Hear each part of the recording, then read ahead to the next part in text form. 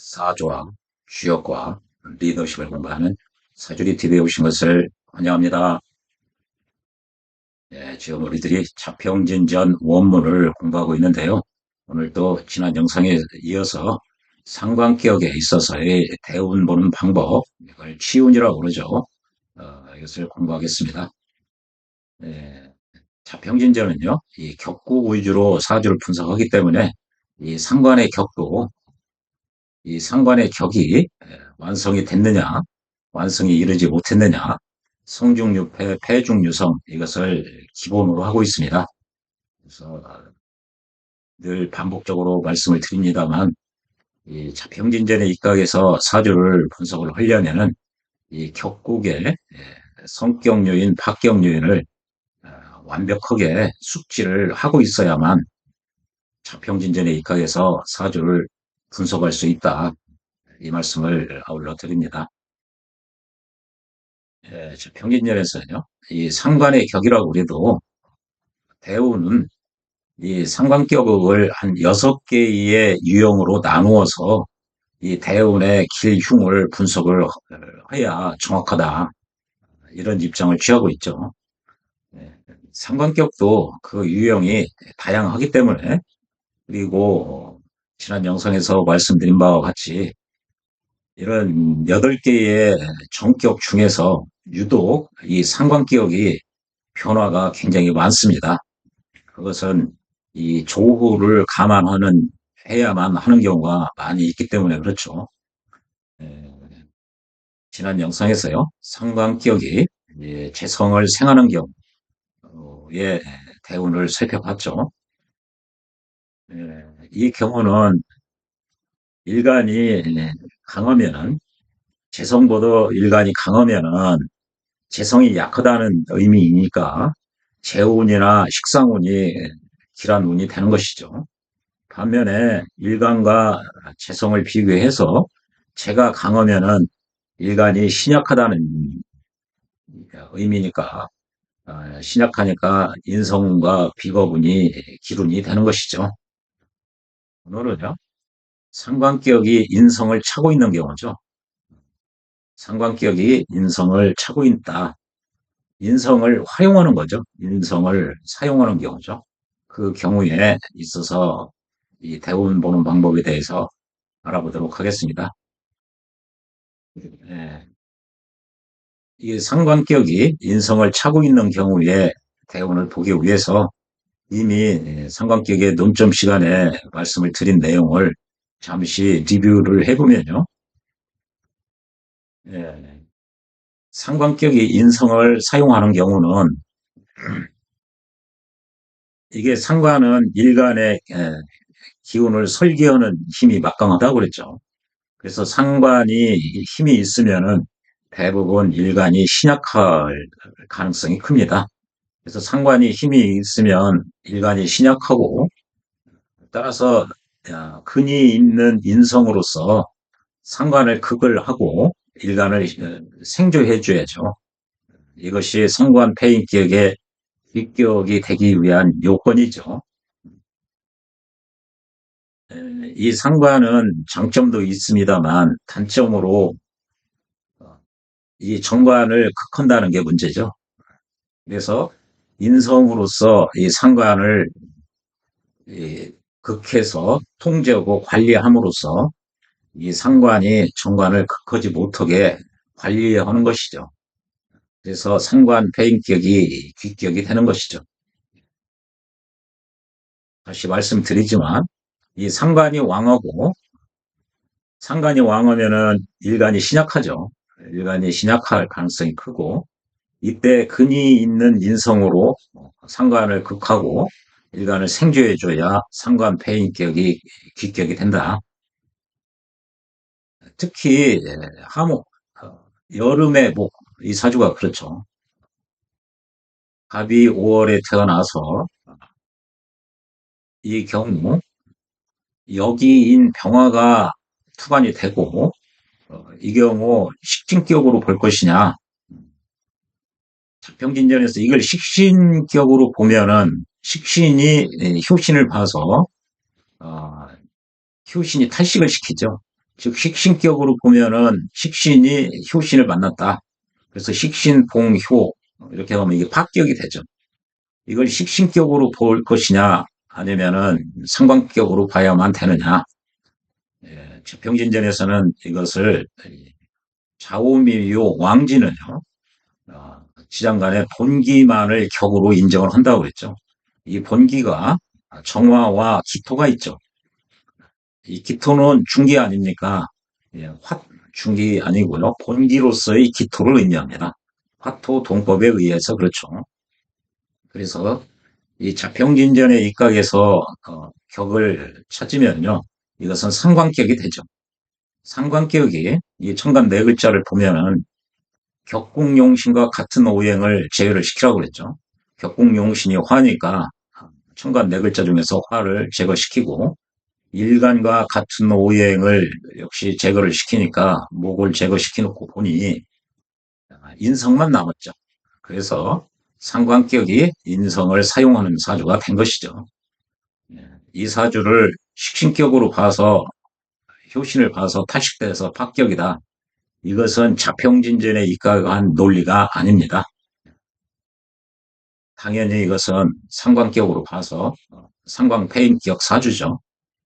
그러니까 이 상관폐인격을 설명을 할 때 심유천 선생이 이 사주를 소개하고 있는 겁니다. 이 사주를 식신격으로 설명하시는 선생님들이 적지 않아 많이 있는 것으로 알고 있습니다. 그것은 자평진전의 논리가 아니다라는 말씀을 다시 한번 드립니다. 그래서 특히 하목의 경우는 일간이 강하다고 그래도 여름이 뜨거워서 나무가 메마를 수가 있어요. 그래서 조우상 물이 반드시 필요하죠. 그래서 이 사주는 오행의 생극제와의 원리로 봐도 그렇고 일간이 신약하죠. 그래서 인성으로서 반면에 이 식상의 힘은 막강하죠. 그래서 인성이 반드시 필요하죠. 그래서 최고 등급의 귀격이 됐다는 얘기죠. 그리고 또 이렇게 인성이 근이 있으면 되는데 여기 근이 있죠. 그렇다고 많이 출연할 필요는 없다는 거죠. 정인 편인이 모두 중첩적으로 나오면은 도리어 빼어난 사주가 아니라는 거죠. 이 사주는 이게 인성이 중첩됐죠.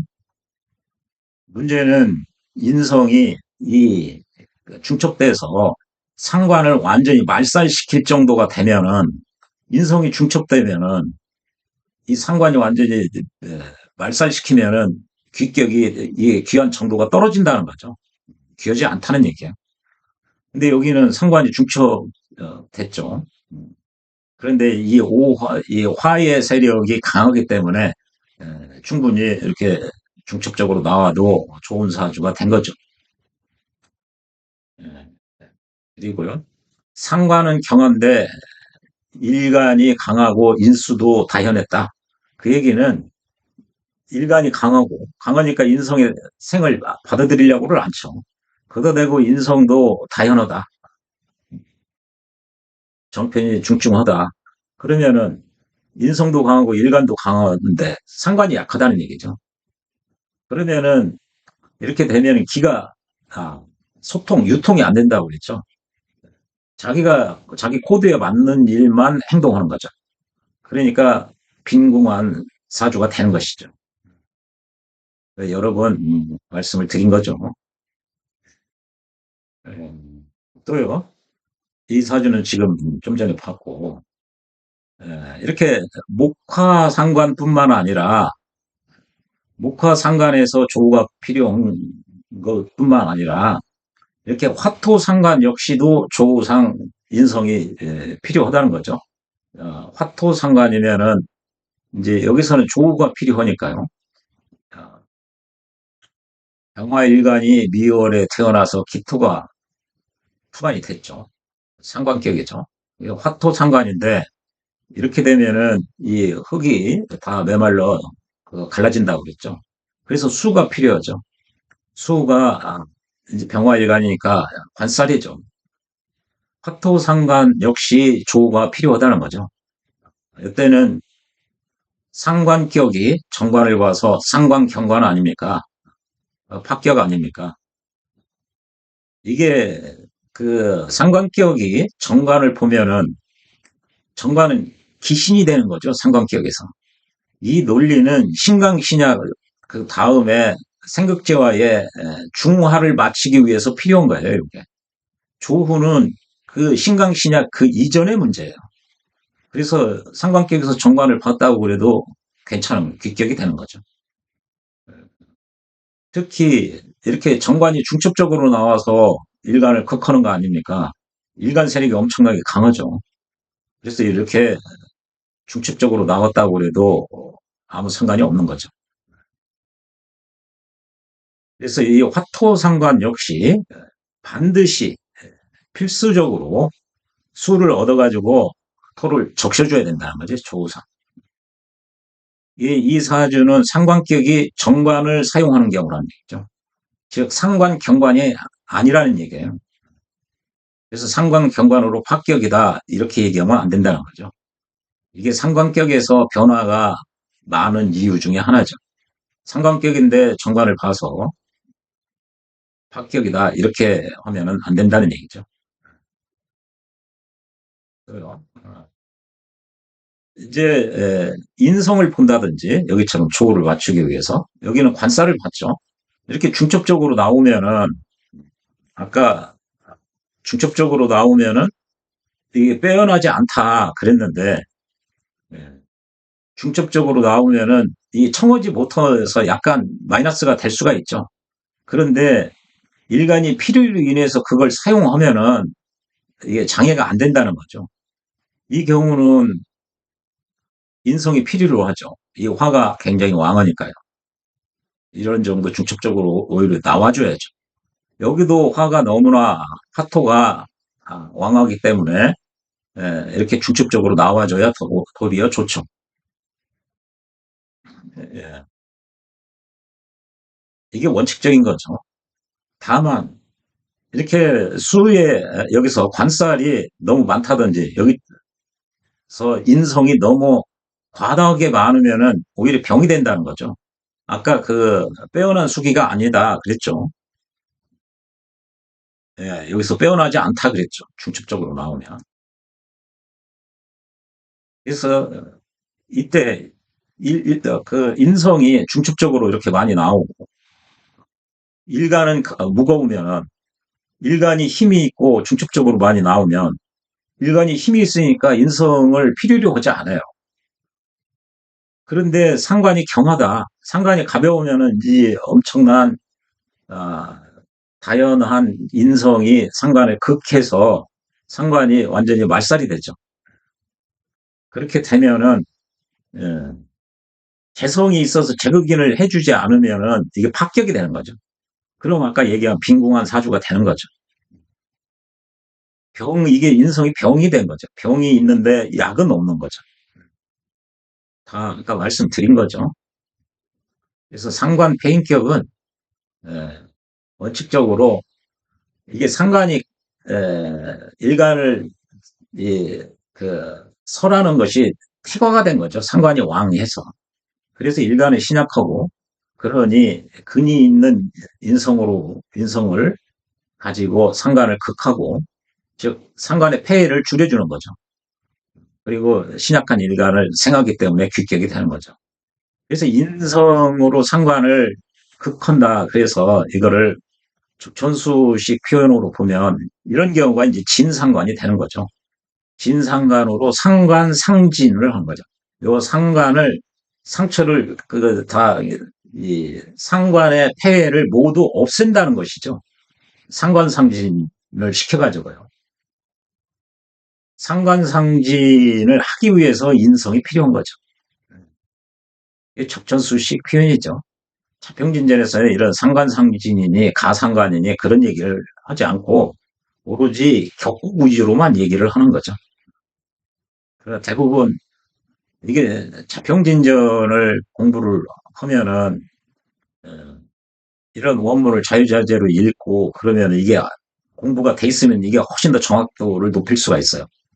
그런데 각 격마다 성격유인, 박격유인, 성중유패, 패중유성, 또 대운의 그 각 격의 유형별로 대운 보는 방법, 이걸 모두 알고 있는 사람이 거기까지 공부하기가 어려워요. 그러니까 대부분 명리 공부하는 사람들이 자평진전의 입각에서 사주를 분석을, 그 결론을 깔끔하게 내는 사람들이 의외로 몇 안 됩니다. 대부분 적천수 방법을 취하는 거죠. 그래서 상관상진이 뭐 진상관, 가상관, 파료상관, 뭐 그런 용어에 익숙해져 있는 거죠. 소생 가급적 평균전 시간에는 이 적전수 용어를 사용하지 않으려고 그러는데요. 그래도 꼭 필요한 이런 상관패인 사주가 전형적인 진상관 사주죠. 진상관격이죠. 그래서 인성이 상관상진을 하기 위해서 인성이 힘이 있어야 되는 거죠. 가상관이 돼서 상관을 없앴다. 그러면 그 파묘상관이라고 그러죠. 인성운이 굉장히 나쁜 거죠. 이게 적천수식 표현이고요. 이제 오늘 공부하려고 하는 상관패인의 경우 대운 보는 방법이죠. 상관이 인성을 차고 있는 경우 이 운은 한살 운이 마땅하다.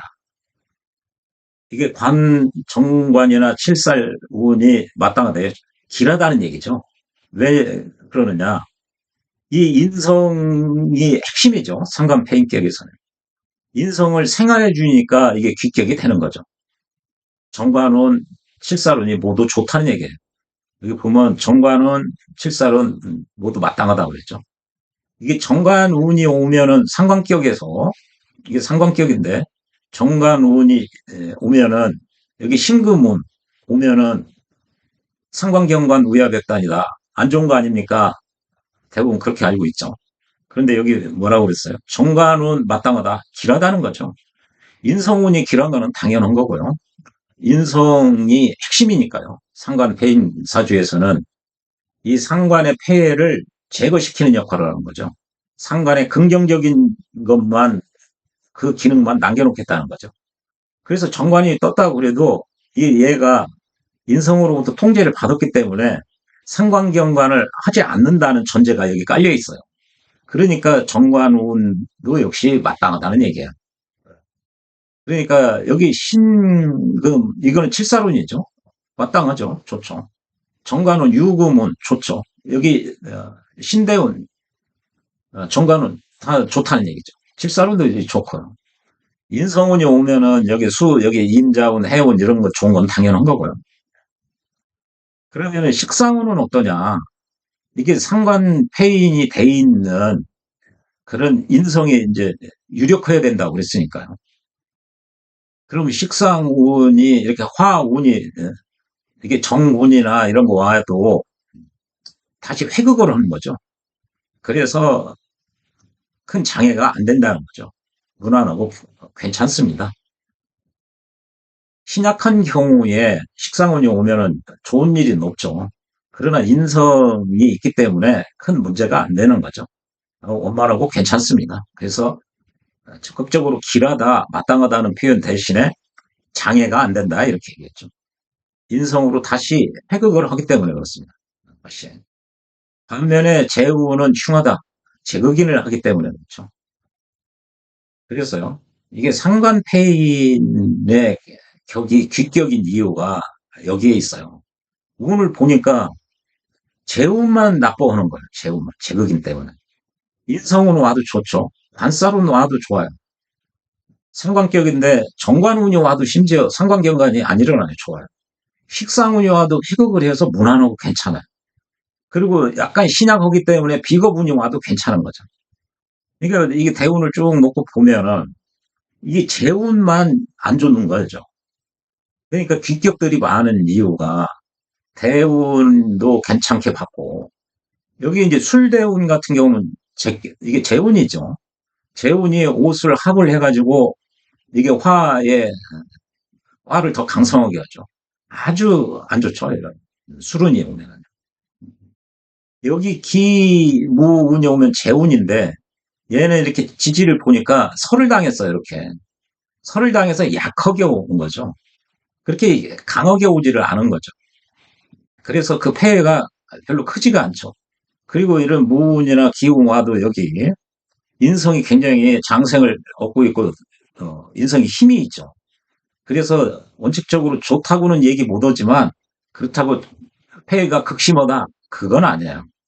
이게 기요 무신, 이때 기나 기운이나 무운 자체가 강하지 않게 왔기 때문에 그래요.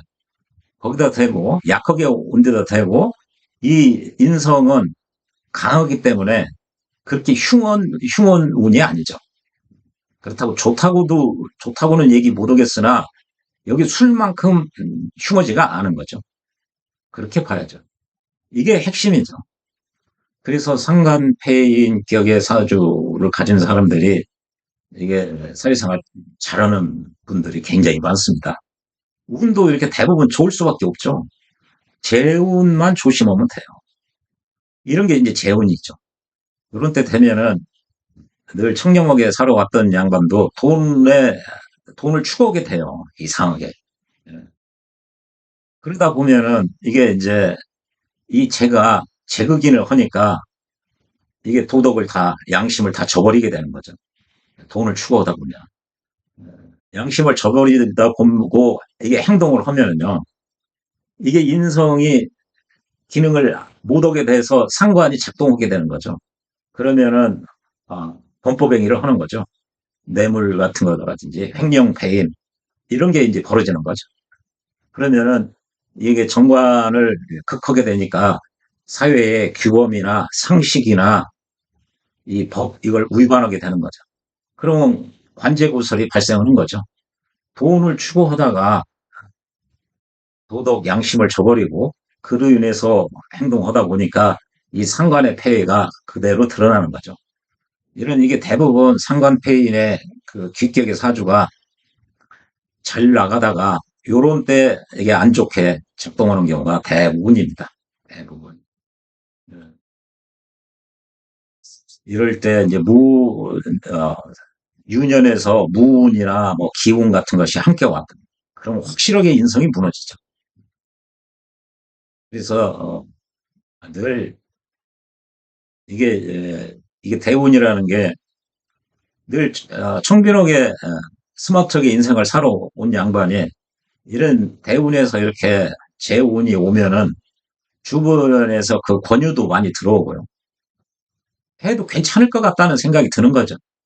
근데 나중에 일을 저질러 놓고 나서 이야기를 해보면은 자기가 왜 그랬는지 모르겠다.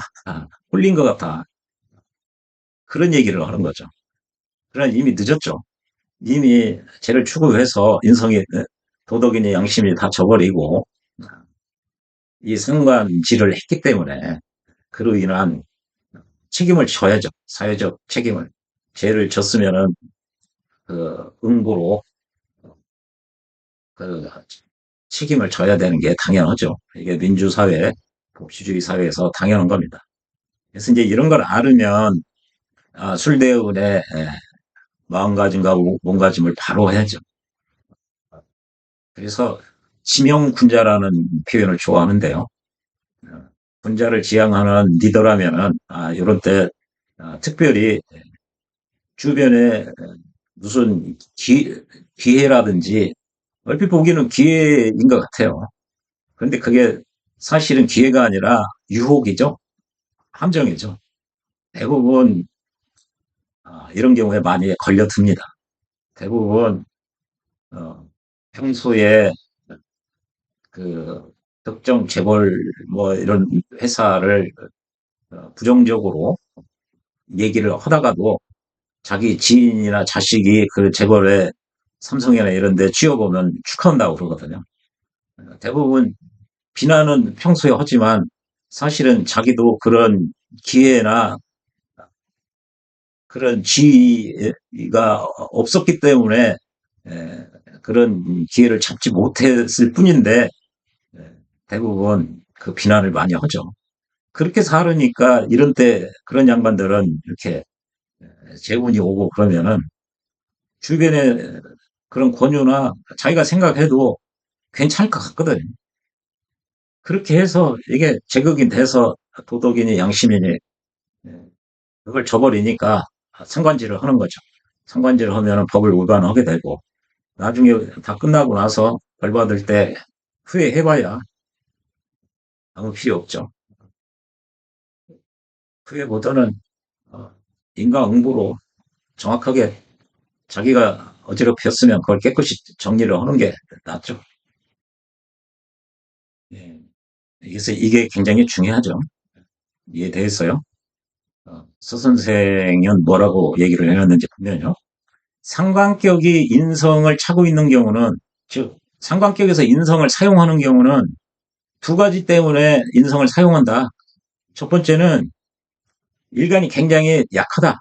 상관이 강하고 일간이 약해서 일간이 생을 받고 상관을 극해서 통제하기 위해서. 그렇죠. 일간이 약하고 상관이 강해서 그 상관의 그 설기가 태과돼서 그렇다. 그래서 상관을 제극하고 극제하고 통제하고 관리하고 일간을 도와주기 위해서 인성을 쓴다. 생극자화상 그게 쓴다는 얘기죠. 이 경우를 이제 상관에 초점을 맞추면 적천수적 용어에서 이게 상관상진이 되는 거예요. 이 상관을 아주 이 안 좋은 측면을 다 없애버리겠다. 인성으로서. 이게 상관상진이죠. 이게 첫 번째고요.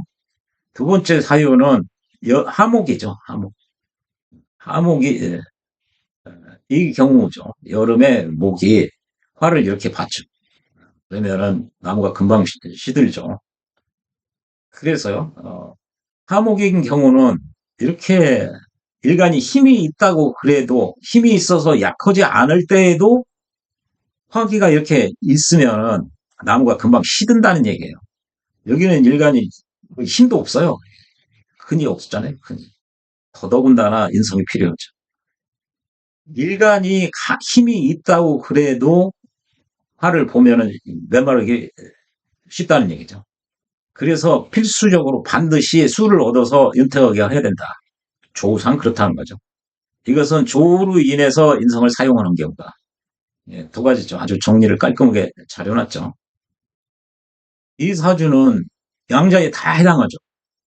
이게 오행상으로 이렇게 상관은 왕인데 일간은 신약하니 예, 인성으로서 일간도 성하고 상관도 극화해야 되는 상관상진을 화해야 되는 측면에서 이 첫 번째고요.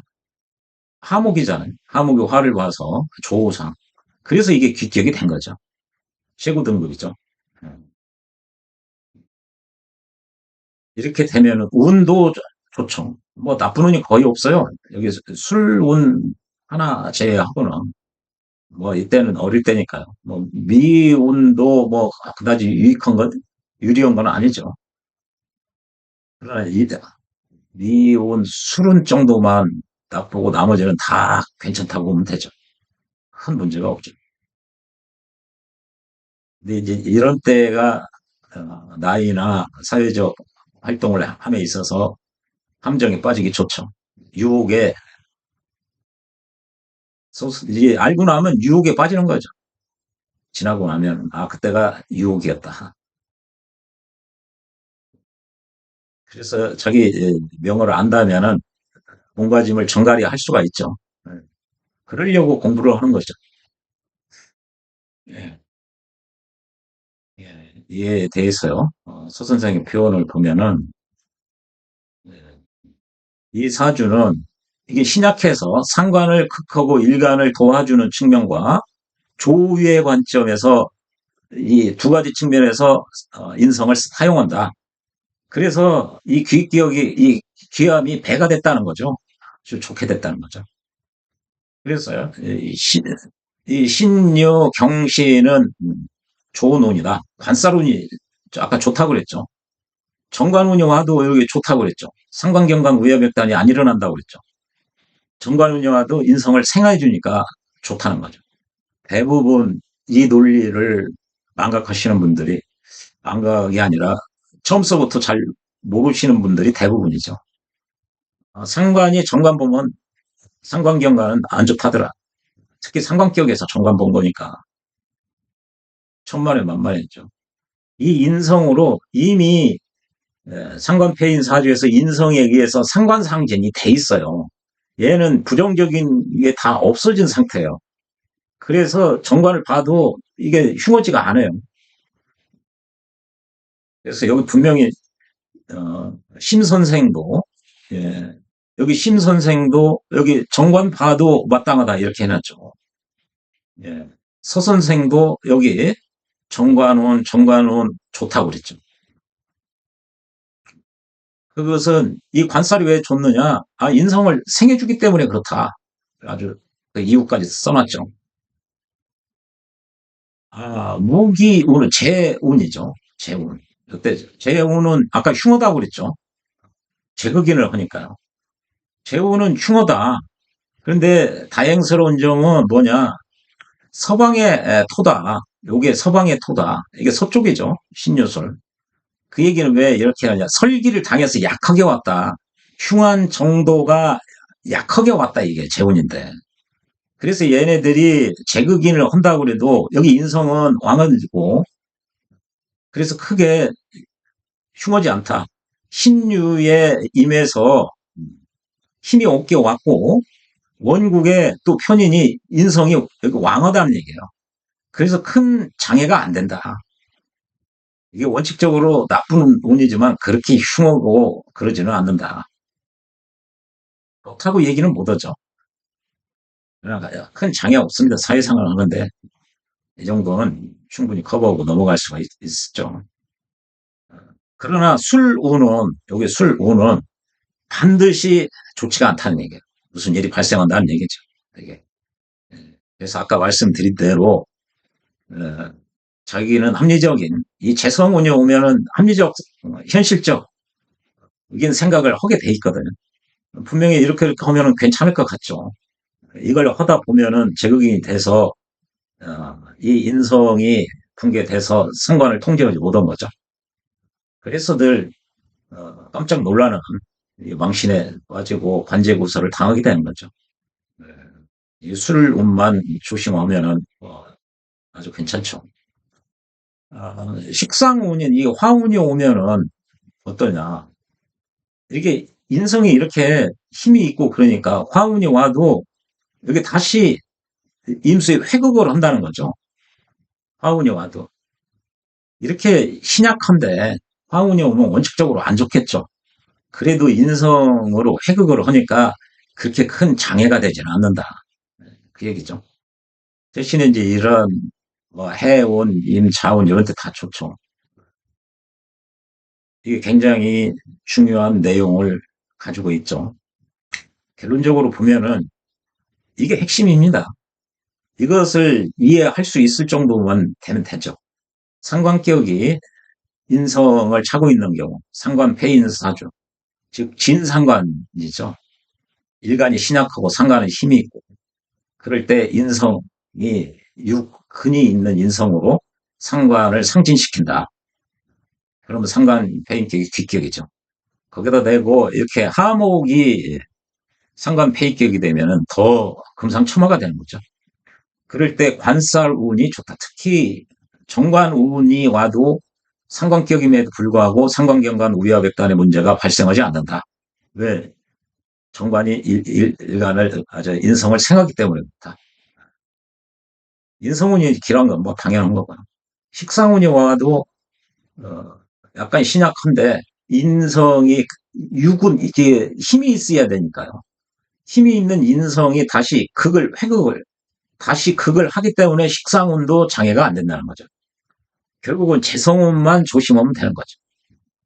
근데 인간들이 이게 진짜 위로만 더 많이 가지려고 위로만 올라갈 생각을 하다 보니까 이게 요때면 잠시 조금 한 5년 참으면 되는데 이게 안 참으지나 못 참으지나 봐요. 선생님 주변에서 보면 이런 걸 미리 말씀을 드리는데 말씀을 드린 사람들 중에 대부분 참지 못하는 경우가 더 많더라고요. 예, 이게 핵심이니까요. 이걸 반드시 유념하셔야 되겠습니다. 이렇게 각각의 경우, 대운을 어떤 논리고 이 제목만 봐도 어, 대운의 길, 흉이 어떻게 돌아가는구나. 그것이 떠오를 정도가 돼야 되죠. 예, 예, 다음 영상에서는요, 상관기억이 재성과 인성을 사용하는 경우, 그 경우에 치운에 대해서 말씀드리도록 하겠습니다. 예, 시청해 주셔서 고맙습니다.